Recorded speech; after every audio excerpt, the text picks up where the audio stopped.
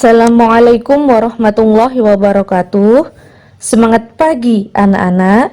Berjumpa lagi dengan Ibu Nikmatur Rohmaya. Hari ini kita akan belajar tentang larutan elektrolit. Nah, larutan elektrolit ini tentunya tidak asing lagi dalam kehidupan kita sehari-hari. Adapun tujuan pembelajaran yang akan kita capai adalah yang pertama, menjelaskan pengertian larutan elektrolit dan non-elektrolit. Yang kedua, menuliskan contoh-contoh larutan elektrolit dan non-elektrolit. Yang ketiga, mengelompokkan larutan ke dalam larutan elektrolit dan non-elektrolit. Dan yang terakhir, menyebutkan senyawa penyusun larutan elektrolit. Sebelum mempelajari larutan elektrolit, terlebih dahulu kita akan memahami pengertian dari larutan. Nah, contoh larutan dalam kehidupan sehari-hari sangat banyak seperti air laut, larutan gula, larutan garam, air jeruk, dan sebagainya. Larutan adalah campuran homogen dua jenis zat atau lebih dengan berbagai perbandingan komposisi dan memiliki sifat-sifat seperti komponen penyusunnya. Contohnya seperti yang Ibu sebutkan tadi, larutan garam. Berarti larutan garam terdiri dari garam dan air. Adapun sifat-sifat dari larutan garam sama seperti komponen penyusunnya, yaitu garam. Berdasarkan daya hantar listriknya, larutan dibagi menjadi dua, yaitu larutan elektrolit dan larutan non-elektrolit. Elektro berasal dari kata listrik. Nah, larutan elektrolit adalah larutan yang dapat menghantarkan listrik. Mengapa larutan elektrolit dapat menghantarkan arus listrik? Karena larutan elektrolit mengandung ion-ion yang dapat bergerak bebas. Contohnya, larutan garam dapur atau NaCl. Berdasarkan teori ion Svante Arrhenius, NaCl mengalami reaksi ionisasi menjadi Na+ dan Cl-. Nah, ion-ion Na+ dan Cl- inilah yang dapat bergerak bebas yang menyebabkan larutan garam dapur dapat menghantarkan arus listrik. Contoh lainnya, KOH. KOH akan terurai menjadi ion K+ dan OH-. Contoh lain, larutan cuka atau CH3COOH.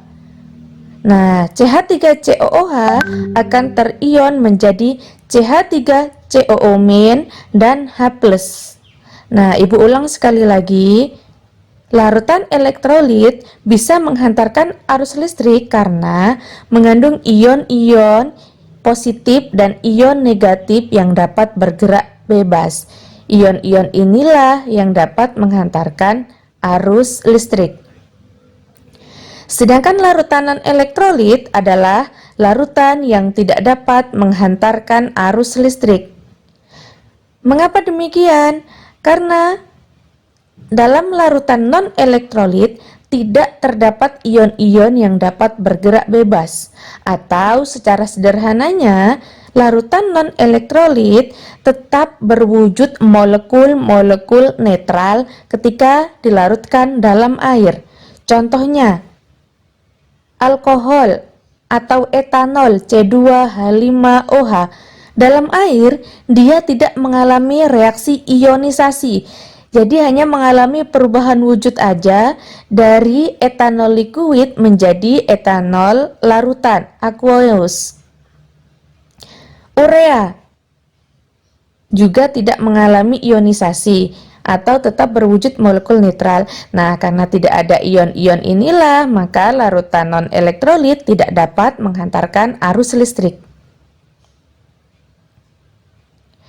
Perhatikan gambar berikut. Ibu mempunyai dua gambar. Gambar mikroskopis yang pertama, larutan garam dapur yang Ibu masukkan ke dalam air. Yang kedua, molekul urea atau senyawa urea yang Ibu masukkan ke dalam air. Ternyata ketika dilarutkan dalam air, senyawa NaCl itu akan terurai menjadi ion Na+ dan Cl-. Sedangkan urea itu dia akan tetap berwujud molekul-molekul bebas. Sehingga larutan NaCl bisa menghantarkan arus listrik karena adanya ion yang bergerak bebas, sedangkan larutan urea tidak dapat menghantarkan arus listrik. Nah, berdasarkan senyawa penyusunnya, senyawa yang menyusun larutan elektrolit dibagi menjadi dua. Ada senyawa ion, ada senyawa kovalen. Nah, hal ini tentunya berhubungan dengan materi kimia, yaitu materi ikatan kimia yang telah Ibu ajarkan di kelas 10 semester 1. Nah, senyawa ion pun tidak semuanya menghantarkan listrik. Hanya senyawa-senyawa yang berwujud larutanlah yang dapat menghantarkan arus listrik. Karena yang namanya larutan pasti ada pelarutnya. Ini ada hubungannya dengan penyebab larutan elektrolit bisa menghantarkan tadi. Larutan elektrolit bisa menghantarkan arus listrik karena dia ada ion yang dapat bergerak bebas.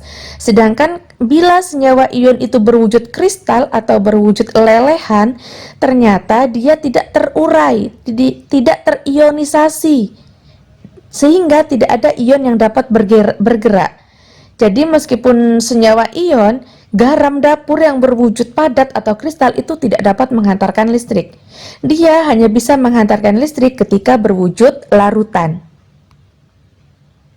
Selanjutnya, senyawa kovalen polar. Nah, senyawa kovalen polar terbentuk dari ikatan kovalen yang polar, yaitu ada gaya tarik-menarik yang dapat memutuskan ikatan-ikatan tertentu. Nah, sama seperti senyawa ion tadi, tidak semua senyawa kovalen polar tergantung elektrolit. Hanya yang berwujud larutanlah yang dapat menghantarkan arus listrik. Demikian, semoga dipahami, semoga bermanfaat. Assalamualaikum warahmatullahi wabarakatuh. Sampai jumpa di kesempatan lainnya. Terima kasih.